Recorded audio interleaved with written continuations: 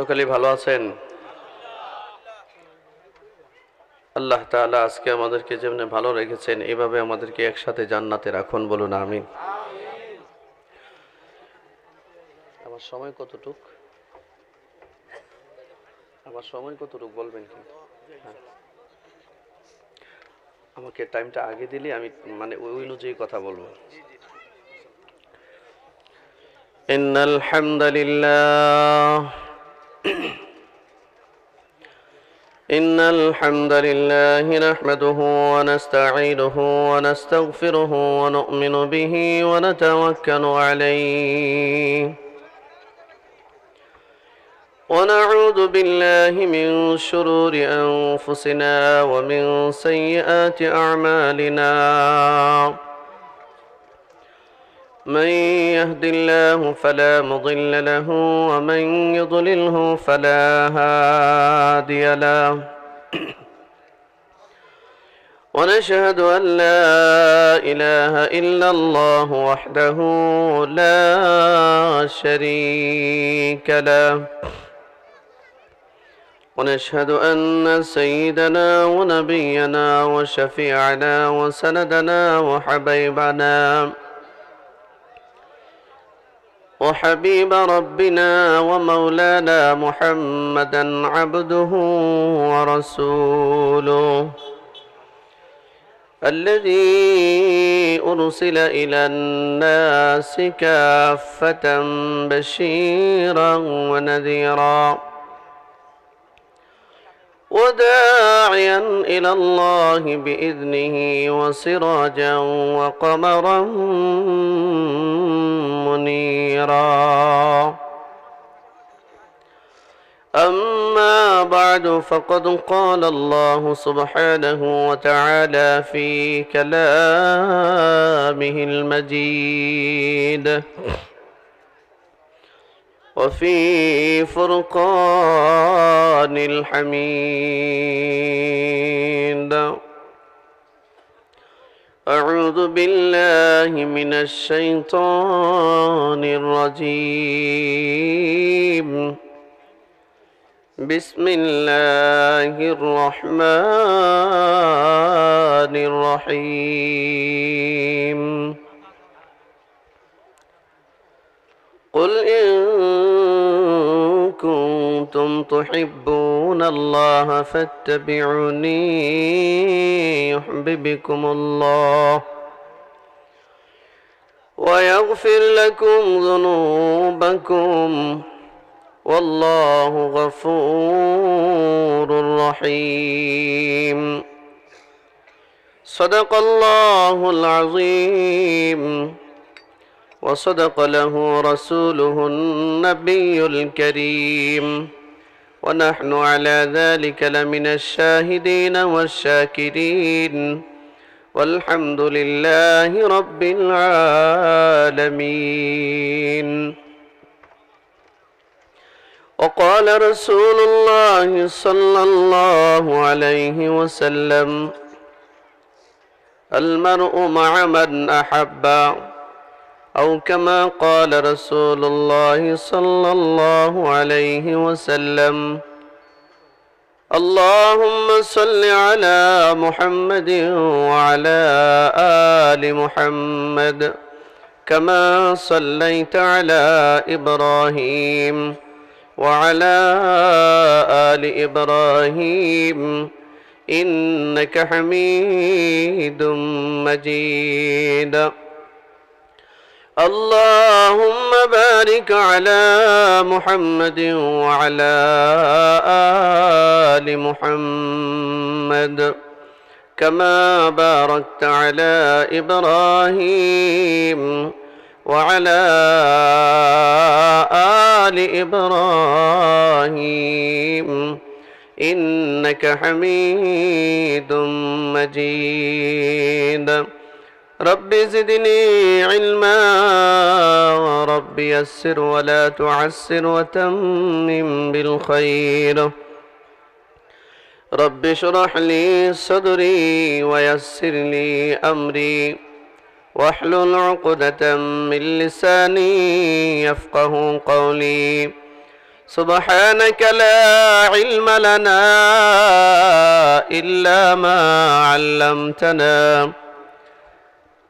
إنك أنت العليم الحكيم وسبحانك لا فهم لنا إلا ما فهمتنا إنك أنت الجواد الكريم الحمد لله আমতলা বাজার ইসলামী সমাজ কল্যাণ পরিষদের উদ্যোগে আয়োজিত আজকের এই ঐতিহাসিক ইসলামী মহাসম্মেলনের মহতারাম সভাপতি দিগর বিশেষ অতিথিবৃন্দ, আমার আগে কথা বলেছেন নুরুল মুত্তাকিন জুনায়েদ সাহেবজাদা মাধবপুরী দামাত বারকাতুহু আলিয়া, অনেক সুন্দর আলোচনা করছিলেন। আল্লাহ হযরতের হায়াতে বরকত দান করুক, বলুন আমিন। আবুল কালাম আজাদ সাহেব মুহাদ্দিস কর্মদা টাইটেল মাদ্রাসা, উনি কথা বলেছেন। আরও কথা বলবেন মুফতি মুসাহিদ আলী কাসিমি সাহেব, এবং বিশেষ অতিথি রয়েছেন আমাদের অত্যন্ত পরিচিত হযরতুল আল্লাম হযরত মাওলানা সিরাজুল ইসলাম সাহেব। বিশেষ করে বিভিন্ন মসজিদ মাদ্রাসা থেকে আগত মুহতারামি ও মুকাররমি উলামায়ে কেরাম, সামনে উপবিষ্ট সর্বস্তরের ইমানদার মুমিন মুসলমান ভাইরা, পর্দার অন্তরালে অবস্থানরত আমার সম্মানিত মা ও বোনেরা, রব্বুল আলামিনের দরবারে অসংখ্য অগণিত শুকর যে মহান মালিক এই ক্রাইসিস পজিশনে আল্লাহ তাআলা আমাদেরকে আজকের এই জান্নাতের বাগানে জালিসুর রহমানে আল্লাহ আমাদেরকে বসবার তৌফিক দিয়েছেন। আমরা সকলেই বলি আলহামদুলিল্লাহ।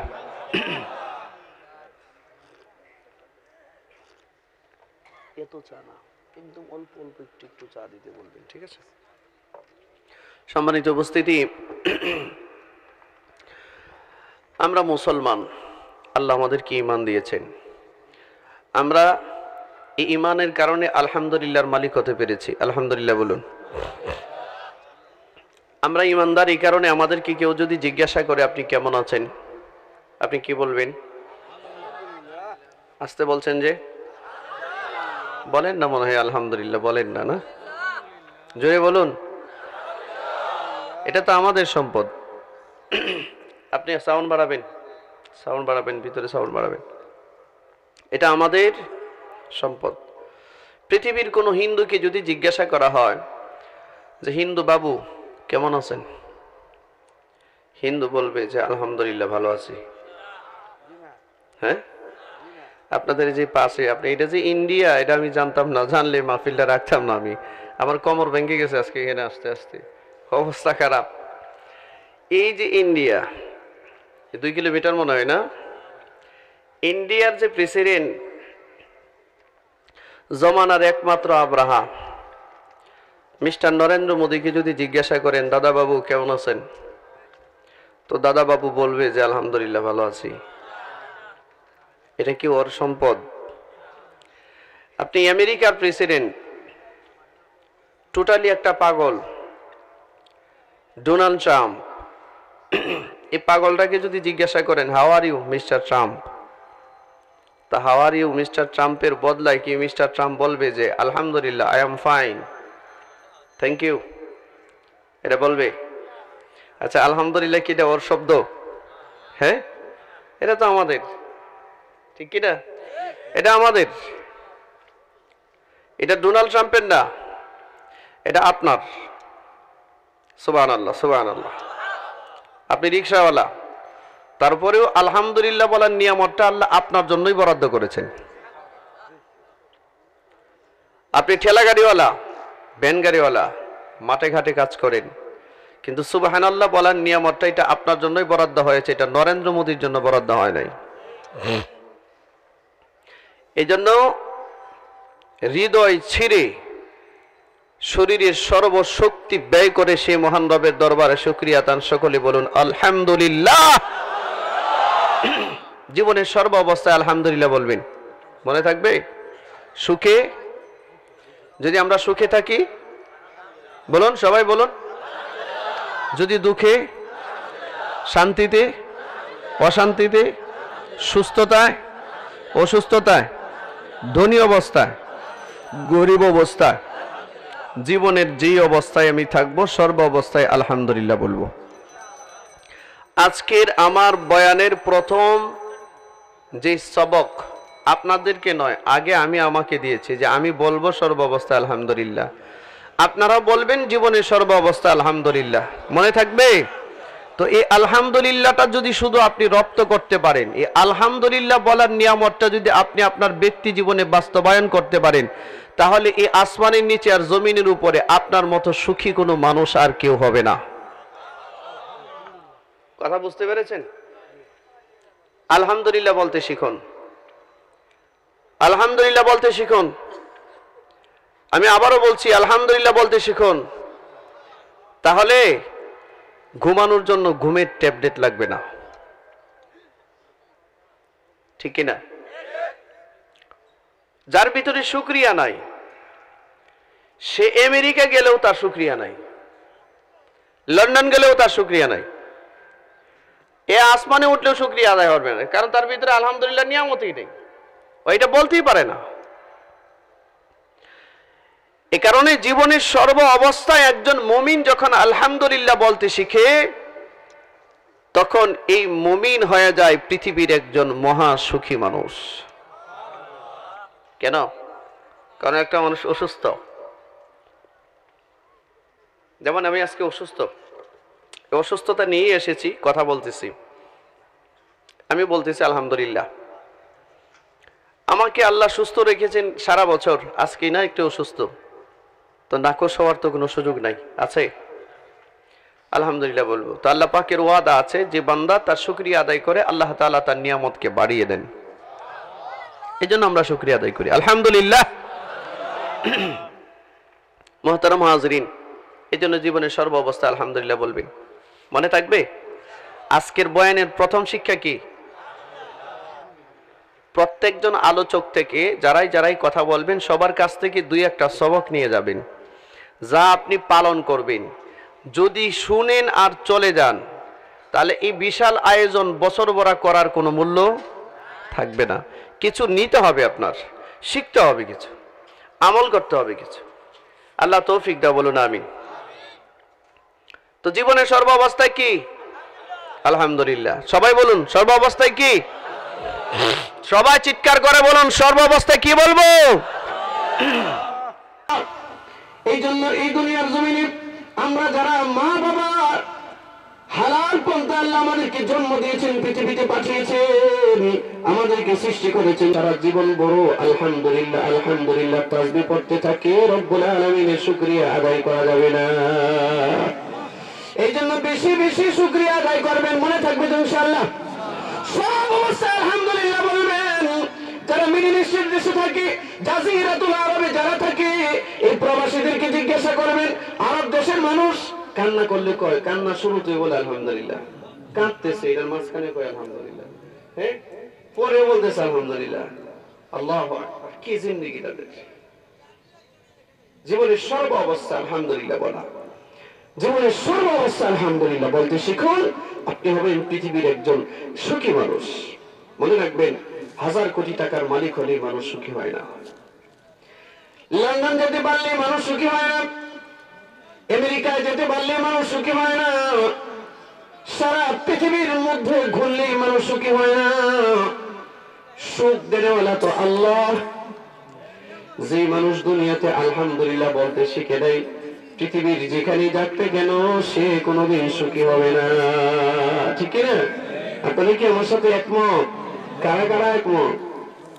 আল্লাহ তুমি কবুল করো। এই জন্য আলহামদুলিল্লাহ বলবে। কি বলবে? মনে থাকবে? আমি আপনাদের সামনে কোরআনে কারীমের আলে ইমরান থেকে এক সূরা তিলাওয়াত করেছি, এক আয়াত তিলাওয়াত করেছি। রাসূলুল্লাহ সাল্লাল্লাহু আলাইহি ওয়াসাল্লামের অসংখ্য হাদিস থেকে একখানা হাদিস তিলাওয়াত করেছি। আমি সেদিকে যাওয়ার চেষ্টা করছি, কারণ সময় কম, অনেক অতিথি পিছনে রয়ে গেছে, তাদেরকে সময় দিতে হবে। আবার একটু হালকা হালকা চা দিই, একটু বলবো চা। সম্মানিত উপস্থিতি, আল্লাহ তাআলা আমাদেরকে হালাল জিন্দেগি দিয়ে পৃথিবীতে পাঠিয়েছেন, আমাদের মা বাবাকে আমাদের জন্য ব্যবহার করেছেন, আমাদের আব্বা মা শরিয়া মোতাবেক আল্লাহ নির্দেশিত পন্থায় পৃথিবীতে আমাদেরকে জন্মগ্রহণ করেছেন। আলহামদুলিল্লাহ, আমাদেরকে এনেছেন, আমরা আমাদের সন্তানদেরকে আনতেছি, ঠিক না?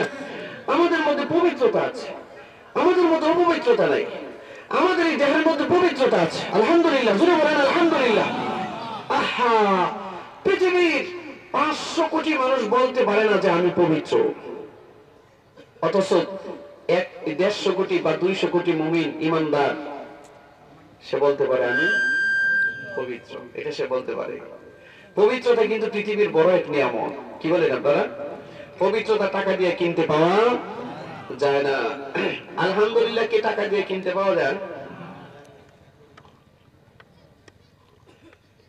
আলহামদুলিল্লাহ বিক্রি হয় আপনাদের এলাকায় এরকম কোন মেডিসিন কর্নার আছে? দোকানে আলহামদুলিল্লাহ বিক্রি হয় এরকম আছে নাকি? আলহামদুলিল্লাহ তো আপনাকে ঈমান দেওয়ার সাথে সাথেই আপনার সাথে সেটআপ করে দিয়েছে, এখন আপনি শুধু বলবেন আল্লাহু আকবার। এটা না সব অবস্থা। কি বলবেন? আলহামদুলিল্লাহ। মনে থাকবে? খুব কঠিন, খুব কঠিন কিছু দিয়ে দিছে আপনাদেরকে, খুব বোঝা হয়ে গেছে। সহজ, খুব সহজ, সিম্পল, খুব সিম্পল। আপনি আল্লাহ মুকাররাবিন হতে চান, নিকটবর্তী হতে চান, সিম্পল আমল করেন। সিম্পল মিয়া, এত কিছু করা লাগে না। স্বাভাবিক আমল করেন, সিম্পল আমল করেন। আপনি শুকর গুজার বান্দা হন, আপনি হয়ে যাবেন আল্লাহর নিকটবর্তী। আপনি হয়ে যাবেন আপনি হয়ে যাবেন আল্লাহর ওলি। আপনি হয়ে যাবেন হায়াতে তৈয়বার অধিকারী। মান আমিলা সালিহাম মিন যাকারিন আও উনসা ওয়া হুয়া মুমিন ফালানুহইয়ান্নাহু হায়াতান তাইয়্যিবা। আল্লাহু আকবার বলেন। আমাদেরকে হায়াতে তৈয়বা দিয়েছেন আল্লাহ, পবিত্র জিন্দেগি দিয়েছেন, মা বাবার মাধ্যমে দুনিয়াতে পাঠিয়েছেন, সুন্দর একটা সংসার সাজিয়েছেন, আমার ভাই দিয়েছেন, বোন দিয়েছেন, আমার দাদা দিয়েছেন, দাদি দিয়েছেন, নানা দিয়েছেন, নানি দিয়েছেন, আমার বন্ধু বান্ধব দিয়েছেন, সামাজিক ভাবে মুসলমানদেরকে দিয়েছেন, সারা দুনিয়ার মুসলমানদেরকে আল্লাহ আমার ভাই বানিয়ে দিয়েছেন। বলবেন না আলহামদুলিল্লাহ? কথা কি বুঝতে পারতেছেন? আপনারা বুঝতেছেন এই কথাগুলো? খুব খেয়াল করে শুনেন। এই যে নিয়ামতগুলো আল্লাহ আপনাকে দিয়েছেন, আমাকে আল্লাহ আমার মা বাবার মাধ্যমে দুনিয়াতে পাঠিয়ে মা বাবার সাথে একটা মহব্বতের সেতু বন্ধন দিয়েছেন। মহব্বত, আমার মার জন্য আমার মহব্বত, আমার বাবার জন্য আবার মহব্বত। কারণ আমার মা পৃথিবীর শ্রেষ্ঠ মা, আমার মার মতো এমন মা পৃথিবীতে আর কারো নাই। আমার বাবা পৃথিবীর শ্রেষ্ঠ বাবা, আমার বাবার মতো এরকম শ্রেষ্ঠ বাবা নাই। কেন আমার মা শ্রেষ্ঠ? কেন আমার বাবা শ্রেষ্ঠ? কারণ এই মা বাবার মাধ্যমে আল্লাহ আমাকে দুনিয়াতে পাঠিয়েছেন, আর এই মা বাবাকে আমার জন্য আল্লাহ জান্নাতে যাওয়ার সিঁড়ি বানিয়েছেন। এই জন্য আমার মা পৃথিবীতে আমার শ্রেষ্ঠ মা, আমার বাবা পৃথিবীতে আমার শ্রেষ্ঠ বাবা। পৃথিবীতে কিছু বেকুব মানুষ আছে, তার নিজের বাবাকে বাদ দিয়ে গিয়ে বন্ড বিধে বাপ ডাকে। আপনাদের এলাকায় মনে নেই? আমি আপনাকে জিজ্ঞাসা করি, আপনার যে বাবা, যে পীর সাহেব আপনার বাবা রাখতেছেন, বাবা পৃথিবীর কোন জায়গায় পেয়েছেন আপনি তাকে বাবা ডাকা? বাবা ডাকটা তো শুধুমাত্র আপনার জন্মদাতার জন্য আল্লাহ তাআলা উল্লেখ করেছেন। বাবা ডাকটা আপনার বাবার জন্য আল্লাহ নির্ধারিত করেছেন। আপনার বাবা আপনার কাছে বড় দামি এক জিনিস, কারণ হুমা নারুকা ওয়া জান্নাতুকা। তোমার মা বাবা হয় তোমার নার, তোমার জাহান্নাম না হয় তোমার জান্নাত। এই জন্য নিজের বাবাকে ভালোবাসতে শিখুন, নিজের মাকে ভালোবাসতে শিখুন। আল্লাহর কসম দিয়া বলি, আল্লাহর কসম, পৃথিবীর যে সমস্ত পীর ফকির আছে এদের কাছে যেতে আমরা মানা করি না, নিষেধ করি না, যান। কিন্তু পৃথিবীর সমস্ত পীর গুলিকে যদি একত্রিত করেন, পীরদের চেহারার দিকে যদি হাজার হাজার বার তাকিয়ে থাকেন, পীরদের চেহারার দিকে তাকালে কবুল হজের সওয়াব হয়, এমন কোন সংবাদ আছে আপনাদের কাছে? আছে? এলাকায় এমন কথা আছে? পীর ফকিরের চেহারার দিকে তাকালে কবুল হজের সওয়াব হয়? হ্যাঁ, আছে এমন কোন সংবাদ? মা বাবার চেহারার দিকে তাকালে কবুল হজের সওয়াব হয়, এটা জানেন? সাহাবায়ে কেরাম প্রশ্ন করলেন, ইয়া রাসূলুল্লাহ, আমি যদি আমার মার চেহারার দিকে বাবার চেহারা দিকে দৈনিক 100 বার তাকাই তো 100টা কবুল হজের সওয়াব হবে? বুখারীর হাদিস। রাসূল বলেন, হ্যাঁ, তুমি যতবার তোমার মা বাবার চেহারার দিকে তাকাবে ততবার তোমার আমলনামায় কবুল হজের সওয়াব লেখা হবে। এই জন্য আপনি বলবেন আলহামদুলিল্লাহ, চিৎকার করে বলেন আলহামদুলিল্লাহ। 5 লক্ষ টাকা ব্যয় করে হজ করতে হয়, আর আল্লাহ আমাদেরকে হায়াতে তৈয়বার জিন্দেগি দিয়ে আমার মাকে জান্নাতের সিঁড়ি বানিয়েছেন, আমার বাবাকে জান্নাতের সিঁড়ি বানিয়েছেন। মার চেহারার দিকে তাকাবার সাথে সাথে কবুল হজ আল্লাহ লিখে দেয়। চিৎকার করে জোরে বলেন। যদি এই কথার মানে বুঝতেন, ওয়েট বুঝতেন, ওজন বুঝতেন, তো জীবনে কোনোদিন মা বাবার সাথে বেয়াদবি করতেন না, আর নিজের মা বাবাকে ছেড়ে দিয়ে কোনো ভণ্ডরে কোনোদিন বাপ ডাকতেন না, কোনো ভণ্ড সুন্দরে বাপ ডাকতেন না। গোটা জাজিরাতুল আরবে গিয়া দেখবেন নিজের বাবা ছাড়া কেউ অন্যকে বাপ ডাকে না। ডাকে? এই ইতিহাস পাবেন না। সম্মানিত উপস্থিতি, এই যে আমাদের আব্বা আম্মার চেহারার দিকে তাকালি কবুল হজের সওয়াব হয়, এই জন্য নামটা আলহামদুলিল্লাহ বলবে। 5 লাখ টাকার কাজ একটা দৃষ্টি দিয়ে 1 সেকেন্ডে করে ফেললেন। কি দিতে আল্লাহ আপনাকে? আর কি দিবেন? আর কি দিলে আপনি খুশি হবেন? আর আমরা সেই মা বাবাকে প্যাকেট করে বারান্দার মধ্যে জায়গা দিয়েছি। আমরা থাকি ঘরে, মা বাবাকে দিই বারান্দায়। আর কেউ কেউ তো মা বাবাকে বের করে একেবারে বৃদ্ধাশ্রমে পাঠিয়ে দিয়েছে, ওল্ড কেয়ার সেন্টারে পাঠিয়ে দিয়েছে। এরকম কিছু কোনাঙ্গার জানোয়ার আছে না দুনিয়াতে? আমি তো এদেরকে মানুষ মনে করি না, আমি এদেরকে জানোয়ার মনে করি। যেই সন্তান তার মা বাবাকে রেসপেক্ট করতে জানে না, যেই সন্তান তার মা বাবাকে সম্মান দিতে জানে না, যেই সন্তান তার মা বাবাকে সামনে পাওয়ার পরেও জান্নাত অর্জন করতে পারে নাই, আমি ব্যক্তিগতভাবে তাকে মানুষ মনে করি না। এটা আল্লাহ মনে করেন না। কোরআনে কারিমে কথা বলছেন, সেদিকে গেলে আলোচনা সেদিকে চলে যাবে। শুধু এতটুকু বলতে চাই, রাসূলুল্লাহর একটা হাদিস শোনাই আপনাদেরকে। আবু হুরায়রা রাদিয়াল্লাহু তাআলা আনহু থেকে হাদিসটা বর্ণিত, এবং হযরত আনাস রাদিয়াল্লাহু তাআলা আনহু এই হাদিসটা বর্ণনা করেছেন। তিরমিজির রওয়ায়াতের মধ্যে আসছে, রাসূল করিম সাল্লাল্লাহু আলাইহি ওয়াসাল্লাম বলেন, খুব খেয়াল করে শুনেন, আমার হাতে সময় কম, কথা বলতে হবে বেশি। আল্লাহ রাসূল বলেন, রাদিমা আনফুহু রাদিমা আনফুহু রাদিমা আনফুহু। 3 বার বললেন। কয়বার? আপনারা বলুন, আপনারা আমার নবী রাহমাতাল লিল আলামিন, কোন কথা যদি আমাদেরকে বোঝাতে হয়, এটা কি 3 বার বলার প্রয়োজন আছে? না একবার বললেই যথেষ্ট? মনে রাখবেন, এই চন্দ্র একদিন মিথ্যা হয়ে যেতে পারে, চন্দ্রকে মানুষ অস্বীকার করতে পারে, সূর্যকে অস্বীকার করতে পারে, মিথ্যা হতে পারে, আসমান জমিন মিথ্যা হতে পারে, কিন্তু রাহমাতাল লিল আলামিনের জবান দিয়ে যে কথা বের হয়েছে তা কোনোদিন মিথ্যা হবে না, তা কোনোদিন মিথ্যা হবে না। এই জন্য রাসূলুল্লাহ বলেন, রাদিমানফুহু, ওই ব্যক্তির নাক ধুলায় দূষিত হোক, তার মানে ওই ব্যক্তি ধ্বংস হয়ে যাক। দ্বিতীয়বার আবার বললেন, রাদিমানফুহু, ওই ব্যক্তির নাক ধুলায় দূষিত হোক, তার মানে ওই ব্যক্তি ধ্বংস হয়ে যাক। আবার বললেন, রাদিমানফুহু, ওই ব্যক্তির নাক ধুলায় দূষিত হোক, সে ধ্বংস হয়ে যাক। রাসূলুল্লাহ 3 বার তার ধ্বংসের দোয়া করে তারপরে এই লোকের বর্ণনা দিয়েছেন। রাসূল বলেন, মান আদরাকা বিওয়ালিদাইহি, যে ব্যক্তি তার মা বাবাকে পাইলো, ইনদাকাল কিবার আহাদুহুমা আও কিলাহুমা, তার মা বাবা থেকে দুজন থেকে একজন অথবা উভয়জনকে বৃদ্ধ বয়সে পেল বা হায়াতের জিন্দেগিতে পেল, অথচ সুম্বালাম ইয়াদখুলুল জান্নাহ, সে তার মা বাবাকে পাওয়ার পরেও জান্নাত খরিদ করতে পারে নাই, জান্নাতে ঢুকতে পারে নাই, জান্নাতে প্রবেশ করতে পারে নাই, এমন এমন বেহুদা সন্তান, অপদার্থ সন্তানের জন্য নবীজি 3 বার বদদুয়া করেছে। 3 বার 3 বার। গল্প শোনাচ্ছি না, হাদিস শোনাচ্ছি, হাদিস, গল্প নয়, এটা হাদিস। ও দুনিয়ার মুসলমানেরা, ও আমার যুবক ভাইরা, আমি শুনেছি এই জায়গার আমতলাবাদের ইসলামী সমাজ কল্যাণ পরিষদে অনেক যুবকেরা আমার বয়ান শুনে উঠিবে। যুবক বন্ধু, তোমাকে বলি, এদিক সেদিক দৌড়ায় কোনো লাভ হবে না, কোথাও দৌড়ায় লাভ হবে না। তুমি শুধুমাত্র আল্লাহর হুকুমগুলো পালন করো, মা বাবার খেদমত করে যাও, তোমার জন্য জান্নাতটা সোজা রাস্তা, সোজা। এদিক সেদিক দৌড়ে কোনো লাভ নাই। অমুক বাবা তমুক বাবা, এইটা ওইটাতে দৌড়ে কোনো ফায়দা হবে না তোমার। হ্যাঁ, তোমার মা বাবা যদি তোমাকে নির্দিষ্ট কোনো আল্লাহওয়ালা, কোনো ওলির কাছে যেতে বলেন, কোনো বুজুর্গের কাছে যেতে বলেন, আল্লাহওয়ালার কাছে যেতে বলেন, তো অবশ্যই তুমি তার কাছে যাবে।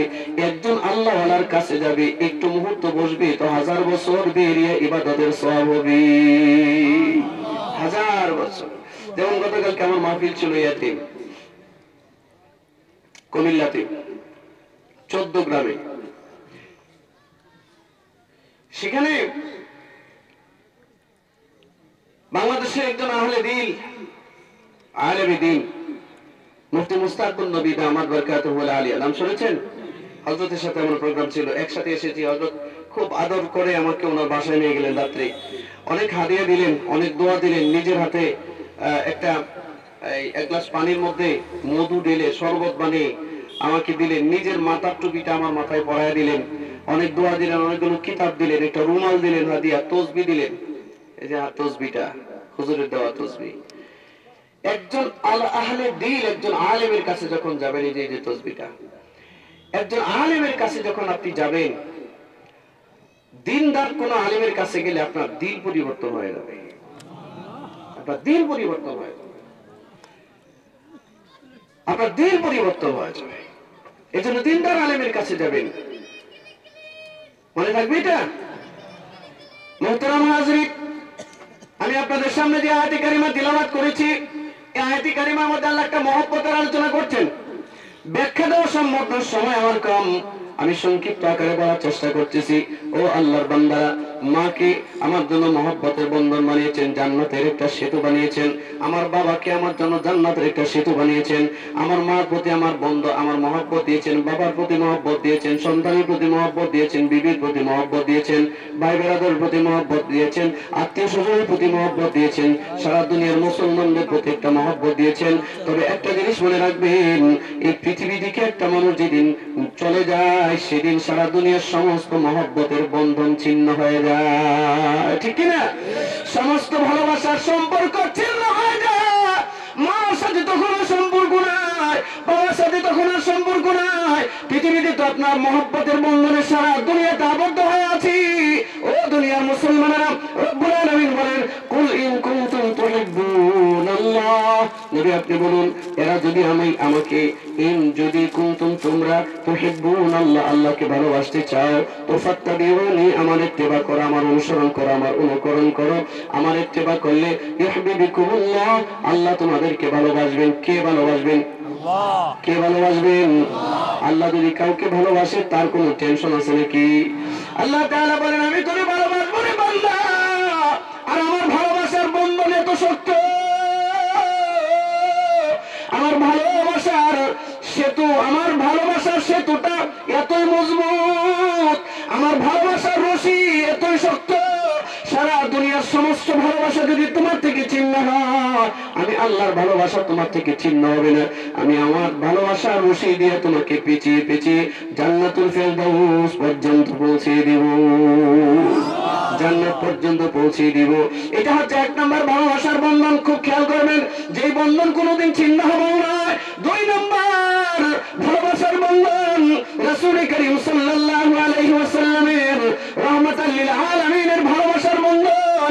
এই বন্ধন কোনোদিন শেষ হয় না, এই বন্ধন একেবারে জান্নাত পর্যন্ত পৌঁছায় দেয়। তুমি তোমার রাসূলের সাথে সম্পর্কের ভালোবাসার বন্ধন ছিন্ন করলেও তোমার নবী তোমার সাথে ভালোবাসার বন্ধন ছিন্ন করে নাই।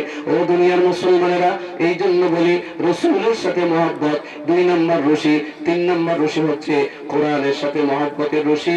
এই 3টা মহব্বতের রশি যদি মানুষ শক্ত করে ধরতে পারে, এই 3 রশি দিয়ে যদি সে নিজেকে পেঁচিয়ে ফেলতে পারে, তো সে দুনিয়ার জমিনের ভিতরে এমন বান্দা হয়ে যায়, দুনিয়ার সমস্ত সম্পর্ক একদিন তার থেকে ছিন্ন হলেও এই 3 মহব্বতের রশি তাকে টেনে টেনে টেনে টেনে জান্নাতুল ফেরদাউস পর্যন্ত পৌঁছাবে। আল্লাহু আকবার বলেন। জান্নাতুল ফেরদাউস পর্যন্ত পৌঁছাবে। মহব্বত বড় এক আজীব ব্যাপার। আল্লাহর হাবিব যখন মক্কা থেকে হিজরত করে মদিনায় চলে গেলেন, লম্বা কথা, মদিনায় আবু আইয়ুব আনসারী রাদিয়াল্লাহু তাআলা আনহুর ঘরের সামনে যখন উটটাকে বসালেন, উটটা অটোমেটিক বসে গেল। নবীজি উট থেকে নামলেন, মদিনার ছোট্ট ছোট্ট বাচ্চাগুলো রাসূলুল্লাহর সামনে এসে বলে, নবীজি কি সম্বর্ধনা জানাচ্ছেন? তালাল বাদরু আলাইনা মিন সানিয়াতিল ওয়াদা ওয়াজাবা শুকরু আলাইনা মাদা লিল্লাহি দা। এভাবে রাসূলকে অভ্যর্থনা জানাচ্ছেন, ইস্তেকবাল করতেছেন, চেহারা দিকে তাকিয়েছে। রাসূলুল্লাহ সাল্লাল্লাহু আলাইহি ওয়াসাল্লাম মদিনার এই ছোট্ট বাচ্চাগুলো এদের সব মাথার উপরে রাহমাতাল লিল আলামিন তার হাত বুলিয়ে দিলেন, কাছে আনলেন, কপালে চুমা দিলেন, চোখের পানি ছেড়ে দিলেন। চোখের পানি ছেড়ে দিয়ে রাসূলুল্লাহ বলতেছেন, এরে মদিনার শিশুরা, তোমরা আমাকে ইস্তেকবাল করো, তোমরা আমার জন্য ইস্তেকবাল করতেছো, দোয়া করতেছো, আমার জন্য তোমরা অভ্যর্থনা জানাচ্ছ, অথচ তোমাদের মতো ছোট্ট ছোট্ট শিশু বাচ্চাগুলো মক্কার জমিনে আমার বংশের ছোট বাচ্চারা আমার পিঠের মধ্যে পাথরের আঘাত দিয়েছে। আমাকে ওরা চতুর্দিক দিয়ে পাথর নিক্ষেপ করেছে। মদিনার ছোট্ট বাচ্চারা রাসূলুল্লাহকে বলে, ও আল্লাহর নবী, আমরা আপনাকে ওয়াদা দিচ্ছি, ওয়াদা, আমরা আপনাকে মহব্বত করি, ভালোবাসি, এমন ভালোবাসি আমরা যতদিন জীবিত থাকবো ততদিন আপনি নিরাপদ থাকবেন। সুবহানাল্লাহ। অর্থাৎ আপনার উপরে কেউ যদি আঘাত করতে চায়, পাথরের আঘাত তো দূরের কথা, ফুলের আঘাতও যদি করতে চায়, ওই আঘাতটা আগে আমাদের উপরে আসবে, তারপরে আপনার উপরে। সাহাবায়ে কেরাম ওয়াদা করলেন, বন্ধুরে আমার, তাবুকের যুদ্ধের ঘোষণা আসছে, একজন সাহাবী 9 বছরের একটা ছোট্ট বাচ্চা মার কাছে গিয়া বলে, মা, একটা তলোয়ার হাতের মধ্যে, মার কাছে গিয়া বলে, মা গো, বদরের যুদ্ধের ডাক আসছে, শুনেছি মক্কা থেকে কাফেররা আসবে রাসূলুল্লাহর সাথে যুদ্ধ করার জন্য, নবীজিকে মারবার জন্য। ও মা, আর রাসূলের জবানের মধ্যে তাও শুনেছি মক্কায় নাকি আমার রাসূলকে তারা অনেক কষ্ট দিয়েছে। মা গো, তলোয়ার নিয়ে এসেছি, তুমি একটু অনুমতি দাও, আমি আল্লাহর নামে কসম করে বলি, আমি একটু বদরের ময়দানে যেতে চাই, আমি আমার রাসূলের যারা আমার রাসূলকে কষ্ট দিয়েছে, আমি তাদের উপরে বদলা নিতে চাই, তাদের উপরে বদলা নিতে চাই। তলোয়ার নিয়ে 9 বছরের একটা বাচ্চা মার কাছে যখন এমন আবেদন করে, মা কি বলে, কেমন মা, দুনিয়ার শ্রেষ্ঠ এক মা, মা তার সন্তানের কপালের মধ্যে চুমা দিয়ে, সন্তানকে বুকের মধ্যে জড়িয়ে, হাত দুইটা উপরে উঠিয়ে আল্লাহর কাছে হাত উঠিয়ে বলে, আল্লাহ, আমার যায়েদ ইবনে সাবিতকে তোমার রাস্তায় ছেড়ে দিলাম, নবীর বদলা সে নেবে, হয় আল্লাহ আমার যায়েদ ইবনে সাবিতকে তোমার দ্বীনের জন্য তুমি কবুল করবে, আর না হয় আবার আমার বুকে তুমি ফিরিয়ে দিবে। মা দোয়া করে ছেড়ে দিয়েছি। মা তার সন্তানকে বলে, বাবা, যদি পারিস জীবন দিয়ে নবীর বদলা নিবি, হয় জীবিত অবস্থায় বুকে ফিরে আসবে, আর না হয় তোর সাথে দেখা হবে জান্নাতের দরজায়। আল্লাহু আকবার বলেন। কেমন মহব্বত! এ দুনিয়ার মুসলমানেরা, মার কাছ থেকে বিদায় নিয়ে 9 বছরের একটা ছোট্ট সন্তান যায়েদ ইবনে সাবিত রাসূলুল্লাহ দরবারে গেলেন। আল্লাহর নবী সাহাবায়ে কেরামদেরকে যুদ্ধের জন্য বাছাই করতেছেন। এই বদরের ময়দানে কারা যাবে, এই 313 জন সাহাবায়ে কেরামদেরকে রাসূল করিম সাল্লাল্লাহু আলাইহি ওয়াসাল্লাম বাছাই করতেছেন। যুদ্ধে যাওয়ার জন্য সংগত এবং সক্ষম যারা আছে তাদেরকে রাসূল কাতারবন্দি করতেছেন।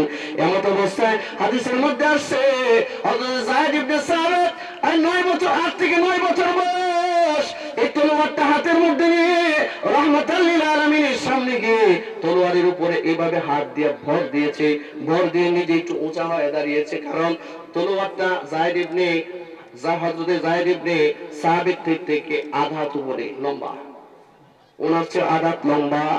আপনারা বলেন, একটা বাচ্চা মানুষ তার উপরে আধা হাত উপরে লম্বা তলোয়ার, সে কি তলোয়ার চালাতে পারবে? কষ্ট হবে না তার? সে নিজেই তো যুদ্ধ করতে পারবে না। তো হৃদয়ের আকুতি নিয়ে রাসূলুল্লাহর কাছে গিয়ে বলেন, ও আল্লাহর নবী, এই যে তলোয়ারের উপরে ভর,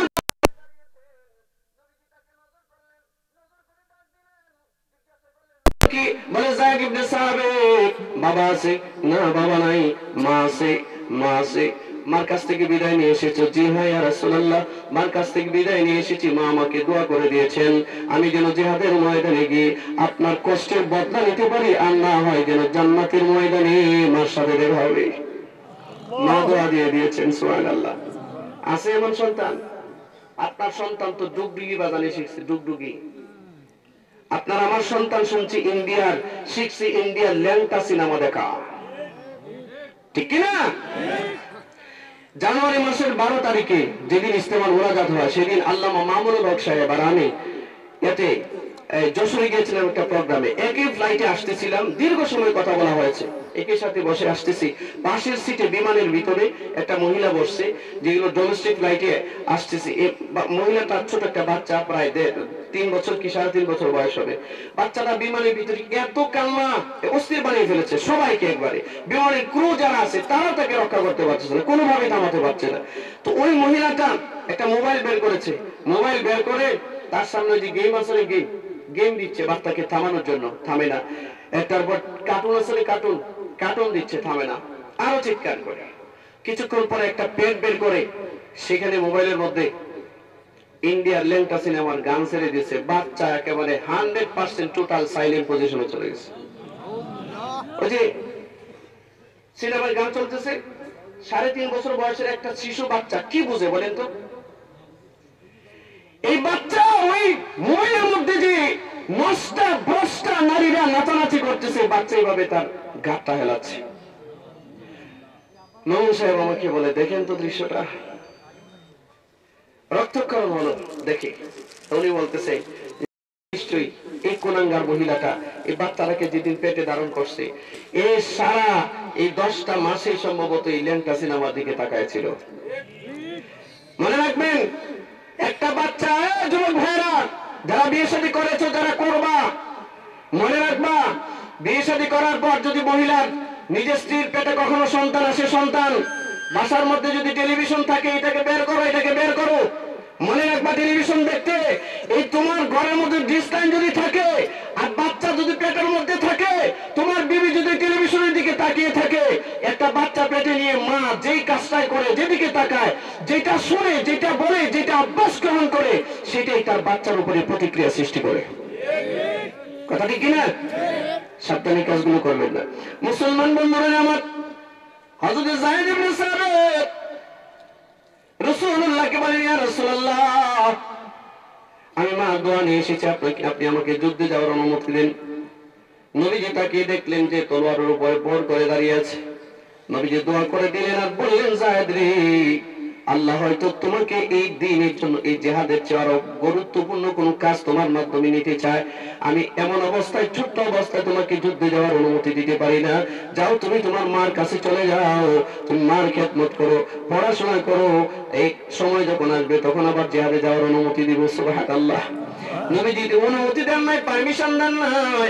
যায়েদ ইবনে সাবিতের মন খারাপ, তলোয়ারটা কাঁধের মধ্যে নিয়ে আবার বাড়িতে চলে গেছে। মার সামনে নিয়ে তলোয়ার রেখে একবারে গলা কাটা মুরগির মতো কাতরাচ্ছে আর চিৎকার করে কাঁদতেছে। মা বলতেছে, বেটা কি হয়েছে? যায়েদ ইবনে সাবিত বলেন, মা, রাসূলের কাছে গিয়েছিলাম, নবীজি আমাকে বলেছে আমার নাকি জিহাদে যাওয়ার বয়স হয় নাই। মা গো, জিহাদের ময়দানে গিয়ে আমি কি আমার রাসূলের প্রতিশোধের বদলা নিতে পারবো না? আমি কি শাহাদাত বরণ করতে পারবো না? আমি কি একজন মুজাহিদ হতে পারবো না গো মা? হযরত যায়েদ ইবনে সাবিতের মা বলে, যায়েদ শোনো, আল্লাহর রাসূল যেহেতু তোমাকে বের করে দিয়েছেন, পাঠিয়ে দিয়েছেন, রাসূল যেহেতু তোমার জন্য দোয়া করে দিয়েছেন, সবর করো, সবরে জামিল ইখতিয়ার করো। আল্লাহ তাআলা হয়তো জিহাদের চেয়ে গুরুত্বপূর্ণ কোনো কাজ তোমার কাছ থেকে নিতে চায়। ধৈর্য ধরো, নবী জিহাদ থেকে ফিরে আসো, তোমাকে নিয়ে যাব।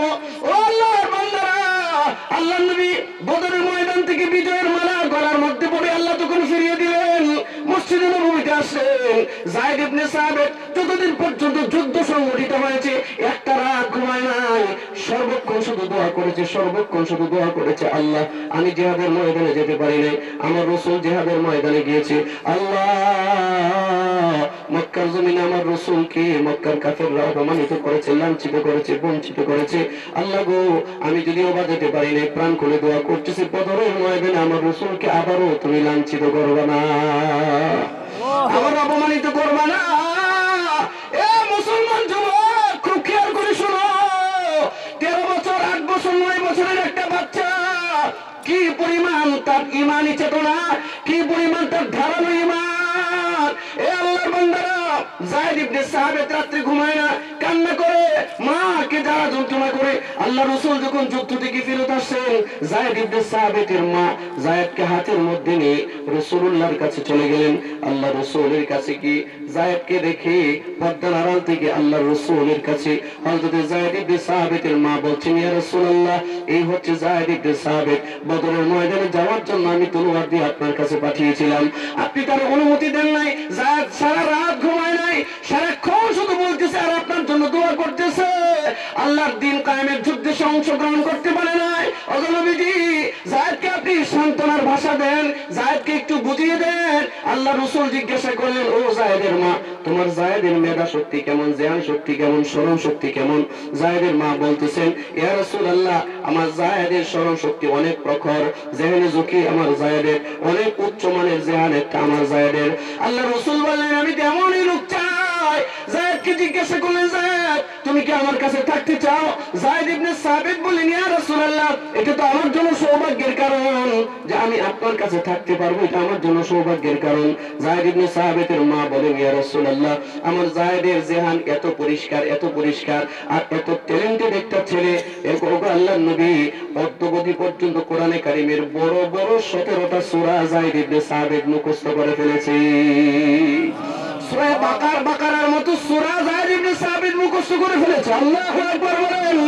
বড় বড় 17টা সূরা মুখস্থ করেছে। এমন অবস্থায় 17টা সূরা মুখস্থ করেছে, যখন আমাদের সামনে যে কোরআন আছে, জমায়েত করা কোরআন, তখন এরকম কোরআন ছিল না। কোরআনের আয়াত নাযিল হয়, কাতিবুল হুস ওই সাহাবীরা লিখে রাখে, বিচ্ছিন্ন হয়ে যায় এক একজনের কাছে। কারো কাছে সূরা ইখলাস, কারো কাছে নাস, কারো কাছে ফালাক, কারো কাছে বাকারা, কারো কাছে আলে ইমরান, এক একজনের কাছে এক এক সূরা। এরকম অবস্থায়, বিক্ষিপ্ত অবস্থায় বড় বড় 17টা সূরা যায়েদ ইবনে সাবিত মুখস্থ করে ফেলেছে। কি পরিমাণ জান! আল্লাহ রাসূল সাল্লাল্লাহু আলাইহি ওয়াসাল্লাম যায়েদ ইবনে সাবিতকে কাছে রাখলেন। নবীজির কাছে যখন এই কোরআনের আয়াত নাযিল হয়, যায়েদ ইবনে সাবিতকে ডাকেন, ডেকে বলেন, যায়েদ আমি তেলাওয়াত করতেছি, তুমি শোনো। যায়েদ ইবনে সাবিত তেলাওয়াত শুনলেন। আল্লাহ রাসূল তেলাওয়াত করে তারে পরীক্ষা করে যায়েদ ইবনে সাবিতের স্মরণ শক্তি কেমন। মুসলমান বন্ধুরা আমার, সময় কম, বলতে পারছি না। যায়েদ ইবনে সাবিতকে রাসূল ডাক দিয়ে বলে, যায়েদ একটা কাজ পারবে? কি ইয়া রাসূলুল্লাহ? আমি তো মদিনার ইহুদিদের সাথে শান্তি চুক্তি সম্পাদন করেছি। মদিনার ইহুদিরা হিব্রু ভাষায় কথা বলতো। হিব্রু ভাষাটা তুমি আয়ত্ত করতে পারবে? এটা শিখতে পারবে তুমি? যায়েদ ইবনে সাবিত বলেন, লাব্বাইক ইয়া রাসূলুল্লাহ, অবশ্যই পারবো। নবীজি নিয়োগ করলেন, হিব্রু ভাষা শিখো, কারণ ইহুদিদের সাথে অনেক শান্তি চুক্তি করতে হয়, আমার অনেক জায়গায় চুক্তি করতে হয়। হিব্রু ভাষাটা খুব ভালো করে শিখো, দুভাষীর দায়িত্ব তোমার পালন করতে হবে। যায়েদ ইবনে সাবিত 6 মাসের ভাষায় মদিনার ইহুদিদের যে হিব্রু ভাষা 100% আয়ত্ত করে ফেললেন। নবীজির সামনে এসে বলেন, ইয়া রাসূলুল্লাহ, মদিনার ইহুদিদের চেয়ে আমি ভালো হিব্রু ভাষায় কথা বলতে পারি। নবীজি বললেন, তাই নাকি? কিছু কথা বলো দেখি। কথা বললেন, রাসূল সন্তুষ্ট হয়ে গেলেন। লম্বা কথা, সংক্ষেপ করছি। ও আল্লাহর বান্দারা, নবীজি বললেন, আচ্ছা তুমি আরেকটা কাজ পারবে? দেখেন আল্লাহ কিভাবে কবুল করে, কিভাবে কবুল করে। আরেকটা কাজ পারবে? বলেন, ইয়া রাসূলুল্লাহ। রাসূলুল্লাহ বললেন, সিরিয়ায় চলে যাও, সিরিয়ান ভাষাটা তুমি শিক্ষা করো। ওই সময়ে সারা পৃথিবীর জমিনের মধ্যে সিরিয়ান ভাষা ছিল সাহিত্যিকতার মানে সবচেয়ে উচ্চাঙ্গের একটা ভাষা, সিরিয়ান ভাষা। সিরিয়ান ভাষা এটা সবার জানা ছিল না। যায়েদ ইবনে সাবিতকে আল্লাহর নবী বলেন, যায়েদ, সিরিয়া আমার অন্তর্ভুক্ত, আমার রাষ্ট্রের ইসলামিক স্টেটের অন্তর্ভুক্ত হয়ে গেছে। আমি ওদের সাথে শান্তি চুক্তি করব, অনেক বেঈমানের সাথে আমার চুক্তি করা লাগবে। এজন্য তুমি দুভাষীর দায়িত্ব পালন করো। দুভাষী বুঝেন? মুতারজিম বুঝেন তো নাকি? দুভাষীর দায়িত্ব পালন করো। এই যায়েদ, তুমি কি এই সিরিয়ান ভাষাটা আয়ত্ত করো। আবারও 6 মাসের মাথা যায়েদ ইবনে সাবিত সিরিয়ান, এরকম পৃথিবীর জমি সাহিত্যিকতার মানে সবচেয়ে উচ্চাঙ্গের একটা ভাষা 6 মাসের ভিতরে পুরোটাই আয়ত্ত করে ফেললেন। আল্লাহু আকবার। যায়েদ ইবনে সাবিত ফিরত আসেন, নবীজি জিজ্ঞাসা করে, যায়েদ, সর্বপ্রথম তোমার সামনে আমি কোরআনের আয়াত কোনটা তেলাওয়াত করেছিলাম, কবে তেলাওয়াত করেছিলাম, কিভাবে তেলাওয়াত করেছিলাম, কোন সূরা থেকে তেলাওয়াত করেছিলাম বলো তো? যায়েদ ইবনে সাবিত বলেন, ইয়া রাসূলুল্লাহ, আমি কি সময়টা সহ বলবো কিনা? কোন সময় তেলাওয়াত করেছিলেন আপনি? সূর্যটা তখন কোথায় ছিল? আল্লাহু আকবার। সূর্যটা তখন কোথায় ছিল সেটা বলবো কিনা? নবী বলেন, বলো। এ টু জেড কোরআনে কারীমের আয়াত যা যা বলেছিলেন নবী করিম সাল্লাল্লাহু আলাইহি ওয়াসাল্লাম, সময় সহ, স্থান সহ, কাল সহ, কতটুক সময়ের ভিতরে রাসূলুল্লাহ আয়াতগুলো তেলাওয়াত করেছেন, সমস্ত সময়ের ডিটেইলস আয়াতগুলো রাসূলের সামনে পেশ করলেন। নবীজি বললেন, তোরেই তো খুঁজতেছিলাম, আজ থেকে তোকে কাতিবুল ওহির দায়িত্ব দিলাম। কাতিবুল ওহি বুঝেন? ওহি নাজিল হওয়ার পরে হুজুর কি চলে আসছে? বিয়াদবি হয়ে গেছে। আলোচনা অনেক সামনে লম্বা ছিল, হুজুর চলে আসছেন, এখন আর আমি কথা বলতে পারবো না। অনেক একটা এখানে এটা খুব ইম্পর্টেন্ট একটা পার্ট ছিল এটা। দেখুন, যায়েদ ইবনে সাহাবেদ বদরের জিহাদে অংশগ্রহণ করতে পারেন নাই, কিন্তু আল্লাহ তাআলা তার দ্বীনের জন্য এমন ভাবে কবুল করেছেন, রাসূলুল্লাহ সাল্লাল্লাহু আলাইহি সাল্লাম তাকে কাতিবুল ওহী হিসেবে ঘোষণা করেছেন।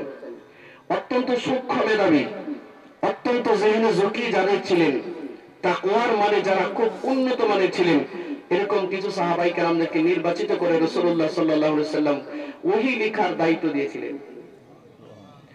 নবীজি যায়েদ ইবনে সাহাবেদকে ওহী লেখার দায়িত্ব দিয়েছেন। আল্লাহু আকবার, আল্লাহু আকবার।